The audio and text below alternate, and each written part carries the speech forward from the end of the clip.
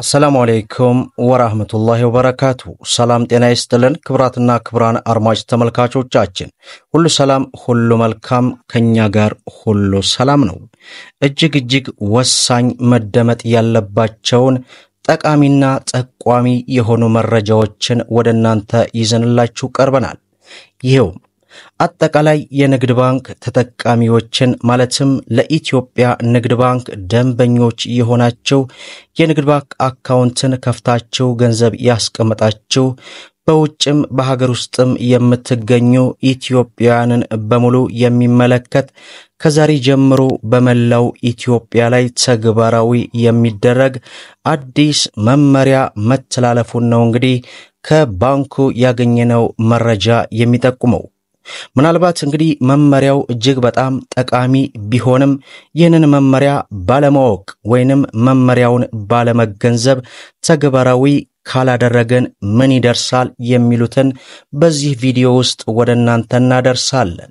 ከዚሁ ጋር በተያያዘም ከባንክ ሂሳብ ጋር በሚመለከት አዲስ አሰራር ተግባራዊ መደረጉም ተሰምቷል። ይህም ምን ይመስላል የሚሉትን ሙሉ ዝርዝሩን የምታደምጡት ሲሆን በሌላ በኩል ደግሞ የውጭ ምንዛሬ ላይ ከፍተኛ ለውጥ የሚያሳይ አዲስ ረቂቅ አዋጅ አዲስ መመሪያ መተላለፉ ተሰምቷል። የሁሉንም ዝርዝር መረጃ አንድ ባንድ ወደናንተ እናደርሳለን። ቪዲዮውን ላይክ ቻናሉን ሰብስክራይብ ያደረጋችሁ እስከ መጨረሻው ድረስ አብራችሁን ቆዩ እያልን በቀጥታ ወደ መረጃው አመራን። እንግዲህ ክብራን ተመልካቾቼ በአጠቃላይ ለንግድ ባንክ ተጠቃሚዎችን በሙሉ የሚመለከት እጅግ በጣም አስፈላጊ የሆነን መረጃ ነው በዚህ ሰዓት ወደናንተ ይዘንላችሁ የቀረብነው። እንግዲህ ከዛሬ ጀምሮ ተግባራዊ እንደሚደረግ ነው ከባንኩ በኩል ያገኘነው መረጃ። ይህ መረጃ ደግሞ ለብዙዎቻችሁ በተለይ በውጭ ሀገራትም ያላችሁ እንዲሁም አገር ውስጥም ያላችሁ እህት ወንድሞቻችን ከልብ ጆሮአችሁን ከፍታችሁ እንድታዳምጡ በአክብሮት እየጋበዝን በቅድሚያም የምንመለከተው እንግዲህ በዛሬው ዕለት የባንክ ሂሳብን በሚመለከት አዲስ አሰራር ወይንም አዲስ መመሪያ ይፋ ሊደረግ መሆኑ ተሰምቷል። እሱን በማስቀደም የሁሉንም አንድ ባንድ ወደናንተ እናደርሳለን።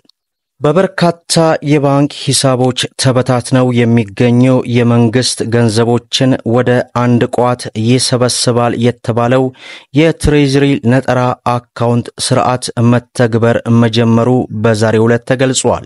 መንግስት ጠንካራና በአግባቡ የተደራጀ የፋይናንስ ስርዓት በመዘርጋት ከታክስና ታክስ ካልሆኑ ከእርዳታ ከብድርና ከሌሎች ምንጮች የሚሰበሰብ ሀብት ወደ አንድ ቋት የሚሰበስበው ትሬዥሪ ሲንግል አካውንት በትግበራ ላይ መሆኑን በዛሬው ዕለት ኢትዮ ኤፍኤም ረፋዱን አውጥቶታል።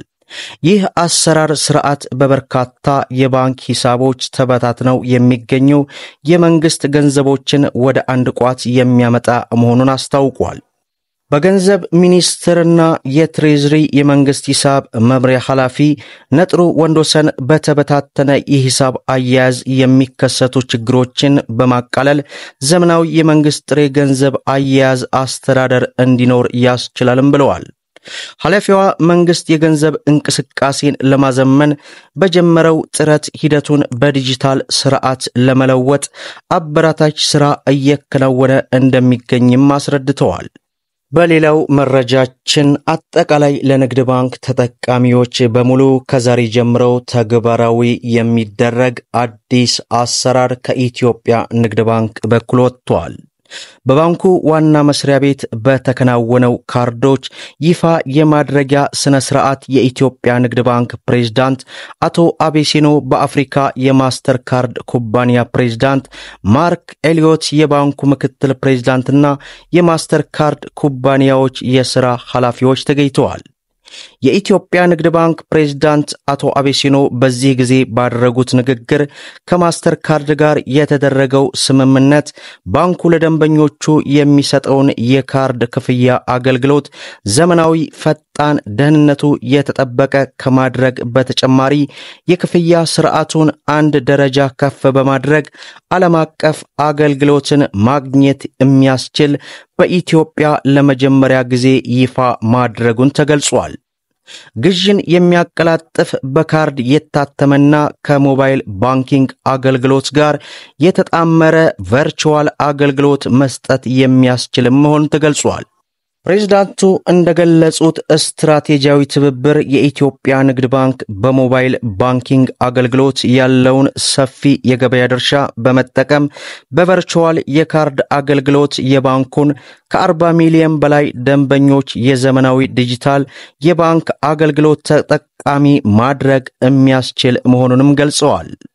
በተጨማሪም ደህንነቱ የተጠበቀ አስተማማኝ የክፍያ አገልግሎትን መስጠት የሚያስችለው የፕላስቲክና የቨርቹዋል ማስተርካርድ ከባንኩ ጋር በመሆን ማቅረባቸው የባንኩን የዲጂታል ስትራቴጂ በማሳካት ሀገሪቱ በዓለም አቀፍ ኢኮኖሚ ውስጥ ያላትን ተወዳዳሪነት ለማሳደግ እንደሚያግዝ ማስተር ሚክስ ኤሊዮት ተናግረዋል።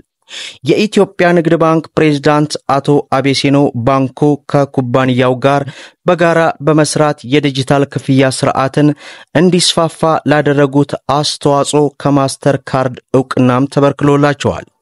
የኢትዮጵያ ንግድ ባንክ ደንበኞች አዲሱን የማስተር ካርድ የፕላስቲክ ክፍያ ካርድ በባንኩ ቅርንጫፎች በኢትዮጵያ ንግድ ባንክ የሞባይል ባንኪንግ አገልግሎት መተግበሪያ ደግሞ የቨርቹዋል አገልግሎቱን ማግኘትና ከዛሬ ጀምሮ ተግባራዊ መደረጉን ነው ከኢትዮጵያ ንግድ ባንክ በኩል ያገኘነው መረጃ እንደሚጠቁመው። በሌላው መረጃችን ከውጭ ምንዛሪ ጋር ተያይዞ አዲስ ረቂቅ አዋጅ በቅርቡ መጽደቁ ይታወሳል። ይህም የውጭ ምንዛሪ አስተዳደር ጉዳይ ልዩ ትኩረት ሊሰጠው እንደሚገባም የገንዘብ ኮሚቴ በዛሬው ዕለት ገልጿል። በቅርቡ የጸደቀው የብሔራዊ ባንክ አዋጅ መሰረት በማድረግ የተቋቋመው የገንዘብ ፖሊሲ ኮሚቴ ባደረገው ሁለተኛ ስብሰባ ወቅታዊ የኢኮኖሚ ሁኔታ በመገምገም በርካታ ውሳኔዎችን አስተላልፏል። ከነዚህ መካከል ኮሚቴው እንደገለጸው የሚታየው የዋጋ ግሽበት ሁኔታ እየቀነሰ እንደሚቀጥል አሁን ያለውን ጥብቅ የገንዘብ ፖሊሲ ማስቀጠል ይገባል ነው ያሉት። በተጨማሪም ከቅርብ ጊዜ ወዲህ የሚታየው የውጭ ምንዛሪ አስተዳደር ጉዳይ ልዩ ትኩረት ይገባዋል ሲሉም አክለዋል። በተጨማሪም ይህ የውጭ ምንዛሪ አስተዳደር ጉዳይ ወደ ኢኮኖሚ የሚገባው የገንዘብ መጠን በገንዘብ ፖሊሲው ላይ ያልተፈለገ አሉታዊ ተጽዕኖ እንዲያሳድር መጠንቀቅ እንደሚሻነው ኮሚቴው ያመነበት። ቀጣዩ የኮሚቴ ስብሰባ ሰኔ ወር 2017 መጨረሻ ላይ እንደሚሆን በገንዘብ ኮሚቴ በኩል የወጣው መረጃ ያመለክታል። ከዚሁ ጋር ተያይዞ በትላንትናው ዕለት የኢሚግሬሽንና ዜግነት አገልግሎት በተቋሚ ቢሮ አካባቢ በህገወጥ መንገድ ሲንቀሳቀሱ የነበሩ 25 ሴቶች እንዲሁም ሌሎች 40 የሚሆኑ ተጠርጣሪዎችን አጠቃላይ 65 ተጠርጣሪዎች በቁጥጥር ስር እንዲውሉ ማድረጉ በትላንትናው ዕለት መረጃ አድርሰናል።